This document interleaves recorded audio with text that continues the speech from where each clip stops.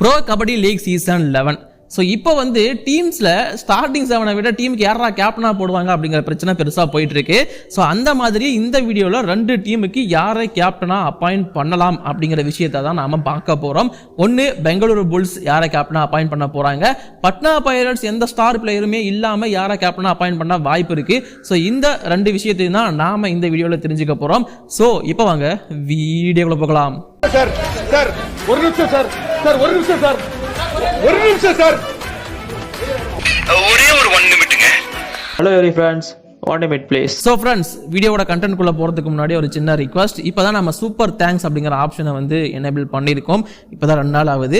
So உங்களால் முடிஞ்ச support அதுலேயுமே எனக்கு கொடுத்தீங்கன்னா நல்லா இருக்கும். அதில் நீங்கள் கமெண்ட் பண்ணிங்கன்னா அது ஸ்பெஷலாக எனக்கு வந்து மொமெண்ட்டாக இருக்கும். இது வரைக்கும் யாருமே ஒரு டைம் கூட பண்ணலை. ஸோ எனக்கு யார் ஃபஸ்ட்டு சூப்பர் தேங்க்ஸ் பண்ண போகிறீங்க அப்படிங்கிறதுக்காக நான் ரொம்ப ஆவலுடன் காத்துட்டு இருக்கேன். கண்டிப்பாக அவங்க எனக்கு ஸ்பெஷலாக தான் இருப்பாங்க. ஸோ நான் இப்போ கண்டென்ட்குள்ளே என்ட்ரி ஆகிறேன். ஸோ இன்றைக்கி 2 டீம் பார்க்க போகிறேன் அப்படிங்கிறத நான் சொல்லியிருந்தேன். ஃபர்ஸ்ட் டீம் வந்து பார்த்தீங்கன்னா பெங்களூரு புல்ஸ். பெங்களூரு புல்ஸை பொறுத்த வரைக்கும் டீம் வந்து பார்த்தீங்கன்னா எக்ஸ்பீரியன்ஸ் கொஞ்சம் யங்ஸ்டர்ஸ் கொஞ்சம் மிக்சடாக தான் இருக்கு. ரந்தீர் சிங் ஷெராவத் வழக்கமாக என்ன பண்ணுவாரோ அதே தான் இந்த டைமும் பண்ணியிருக்காரு. பட் கொஞ்சம் ரைடரில் கோட்டை விட்டுட்டாரோ அப்படிங்கிறது ஃபேன்ஸோட ஒப்பீனியனாக இருக்கு. என்ன அப்படின்னா 2 ஃபார்ம் அவுட் ஆன 2 ஃபார்ம் டிப்பான 2 ரைடர்ஸை நீங்கள் எடுத்திருக்கீங்களே, என்ன நியாயங்கிற மாதிரி தான் இப்போதைக்கு பேசப்பட்டு இருக்கு. உண்மையாக சொல்ல போனோம் அப்படின்னா அது எல்லா ரைடருக்குமே ட்ரை பண்ணாது. பவன் ஷெராவத், சச்சின் தன்வர், மணிந்தர் சிங் எல்லாருக்கும் ட்ரை பண்ணாரு. பட் கிடைக்கல. பர்தீப் நர்வால், அஜின்கே பவர் மட்டும்தான் அவர் கிடைச்சிருந்தாங்க. பட் இதுவே சரியான பிக் அப்படின்னு தான் சொல்லுவேன். இந்த டியோ கண்டிப்பாக இந்த பிகேஎல் சீசன் 11ல டெமான்ஸ்ட்ரேட்டிவா இருக்குங்கிறதுல எந்த ஒரு டவுட்டுமே கிடையாது. இப்போ பர்தீப் நர்வால் உள்ள இருக்காரு, அஜின்கே பவர் உள்ள இருக்காரு, சௌரப் நண்டாலும் உள்ள இருக்காரு. இந்த 3 பேருக்கு தான் இப்போதைக்கு கேப்டன்சி போட்டி அப்படிங்கிறது போக போகுது. 3 பேர்ல யாருக்கு கேப்டன்சி கொடுக்க போறார் ரந்தீர் சிங் ஷெராவத் அப்படிங்கிற கேள்விதான்.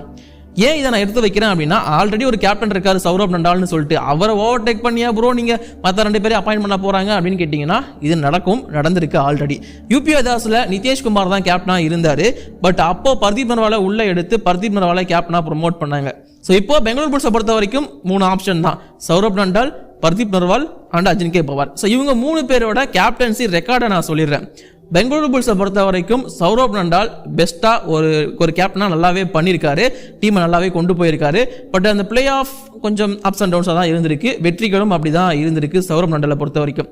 பர்தீப் நர்வால் சொல்லவே தேவையில்ல, ஒரு சாம்பியனான ஒரு கேப்டன். முக்கியமாக பட்னா பைரட்ஸ் நல்லாவே வழிநடத்தி கொண்டு போயிருக்காரு. அஸ் ஏ கேப்டனா 3 சீசன் கேப்டனா இருந்திருக்காருன்னு நினைக்கிறேன்.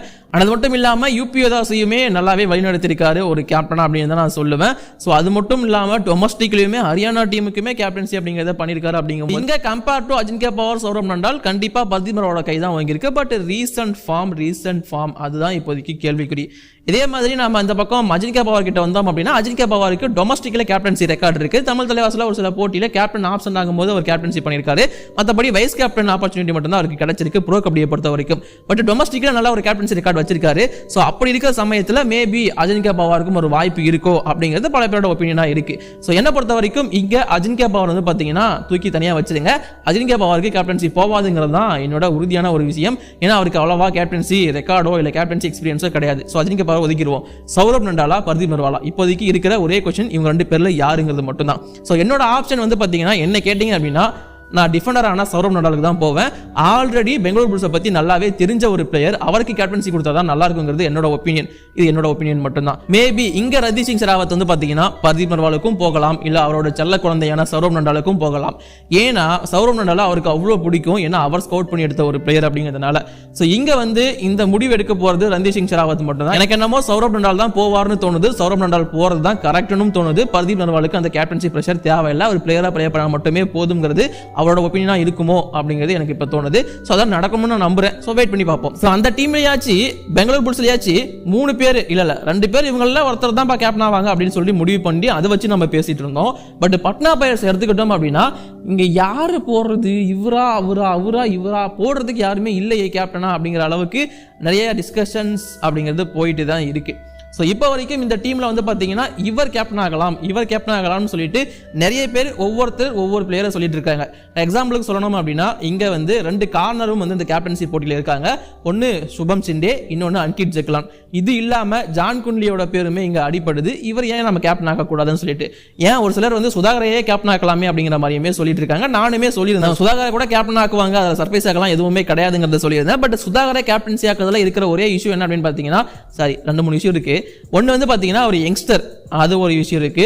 ஸோ ரெண்டாவது இஷ்யூ அவருக்கு லாங்குவேஜ் ப்ராப்ளம் கண்டிப்பாக இருக்கும். ஹிந்தி மேபி தெரிஞ்சிருக்கலாம், பட் கம்பேர்ட் டு அதர்ஸ் இவருக்கு எந்த அளவுக்கு இருக்க போகுது பிளேயர் கூட கான்டாக்ட் பண்ணுறதுக்கு அப்படிங்கிற ஒரு சின்ன இஷ்யூ இருக்குது. அண்ட் ரொம்ப யங்ஸ்டர், அது ஒரு முக்கியமான ஒரு இஷ்யூ அவருக்கு. ஸோ அதனால் அவரை கேப்டன் ஆக்குவாங்களா அப்படிங்கிற ஒரு கேள்விக்குறி இங்கே இருக்குது. அண்ட் அது இல்லாமல் எக்ஸ்பீரியன்ஸ் பிளேயர் பக்கம் போனோம் அப்படின்னா அன்கிட் ஜெகலான் ஒரு நல்ல ஆப்ஷன், ஒரு டிஃபெண்டரா. பட் அன்கிட் ஜெகலானுக்கு அவ்வளவா கேப்டன்சி எக்ஸ்பீரியன்ஸ் கிடையாதுங்கிறது தான் உண்மை. அன்கிட் ஜெகலான் வந்து பார்த்தீங்கன்னா அவ்வளவா கேப்டன்சி பண்ணது கிடையாது டொமஸ்டிக்கை பொறுத்த வரைக்கும். அண்ட் கூடவே அவருக்கு கேப்டன்சி கொடுத்தா அவர் எப்படி டீமை லீட் பண்ண போறாருங்கிற ஒரு கேள்விக்குறி. ப்ரெஷர் எடுத்துக்க கூடாது, எந்த ஒரு விஷயத்தையும் எங்க ஹேண்டில் பண்ண தெரிஞ்சிருக்கணும், கரெக்டான நேரத்தில் கரெக்டான முடிவெடுக்கணும், இந்த மாதிரியான விஷயங்கள் அவர் எப்படி பண்ண போறாருங்கிற ஒரு கேள்விக்குறி இருக்கு.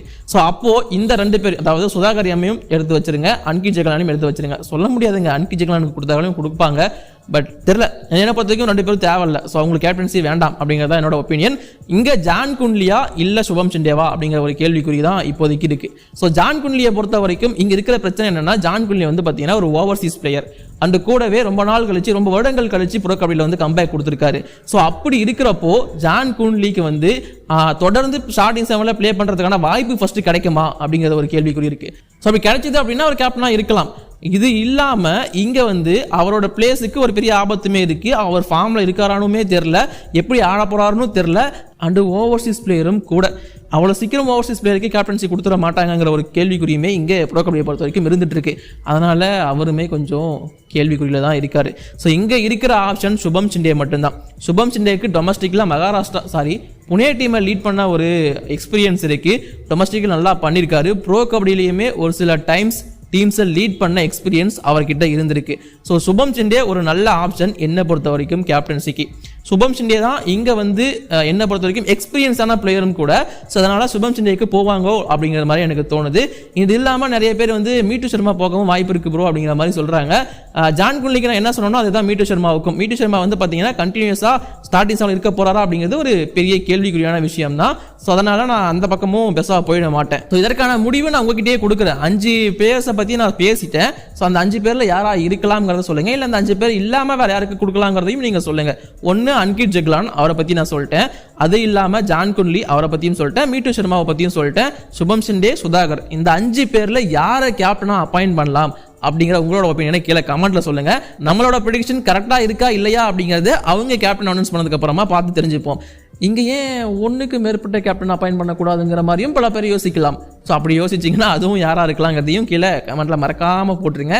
அடுத்து இந்த மாதிரியான வீடியோஸ் போடலாம் கமெண்ட் பண்ணுங்க. இப்போதைக்கு இந்த வீடியோ நான் முடிச்சுக்கிறேன். வீடியோ பிடிச்சா லைக் பண்ணுங்க, ஷேர் பண்ணுங்க. என்னோட குற்றம் கமெண்ட் சொல்லுங்க. தேங்க்யூ.